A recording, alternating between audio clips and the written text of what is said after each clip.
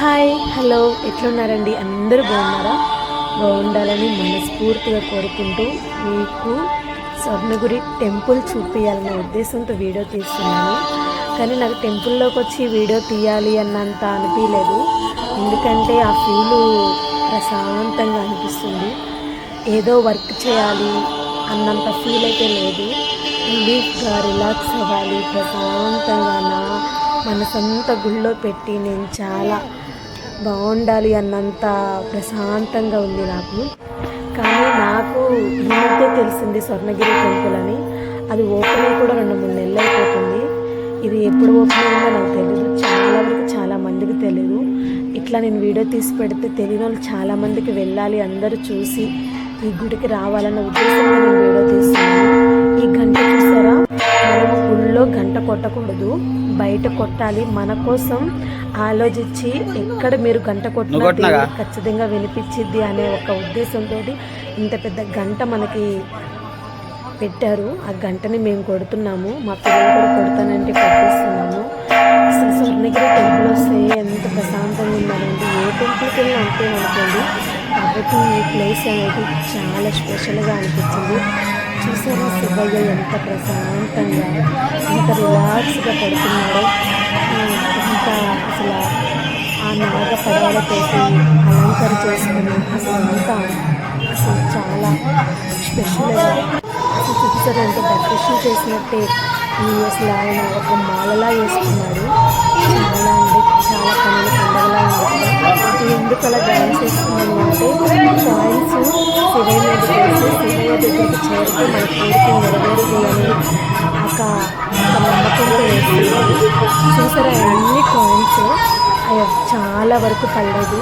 కానీ నా కాయిన్ శివయ్య పడగల మీద పడ్డది. శివయ్య తల దగ్గర వెళ్ళి పడ్డది.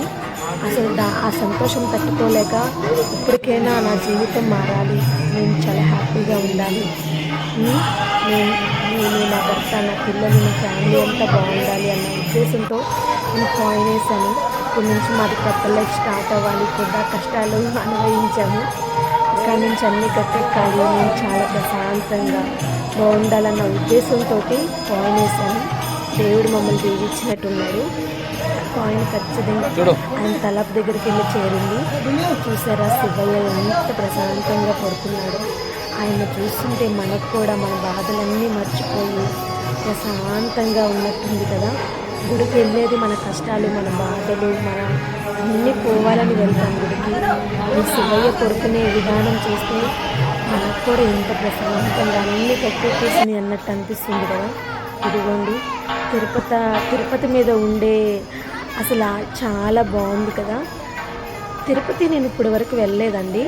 నాతో వచ్చిన ఆంటీ వాళ్ళు అలా అన్నారు. లోన దర్శనంకి వెళ్ళినప్పుడు వెంకటేశ్వర స్వామి అయితే కనుల పండగలాగా అనిపించాడు. నేను అడిగాను, వెంకటేశ్వర స్వామి చాలా బాగున్నాడు కదా ఆంటీ అంటే, తిరుపతిలో కూడా సేమ్ ఉంటాడమ్మా, చాలా అంటే చాలా అందంగా మీరు గుడికి వచ్చినప్పుడు అయ్యో చాలా దూరం నుంచి వస్తున్నామే, ఫుడ్ ఎట్లా మీ కుటుంబ సభ్యులకి, మీ పిల్లలకి, పెద్దవాళ్ళకి ఇబ్బంది కలగకుండా సౌకర్యంగా ప్రతి ఒక్కరికి నెమ్మదిగా మెల్లగా తోపులాట చేసుకోకుండా భక్తులు గమనించాలి. ఒకరి వెనక చాలా చాలా దేవుడి దగ్గర ఏది పెట్టినా చాలా బాగుంటుంది అనుకో.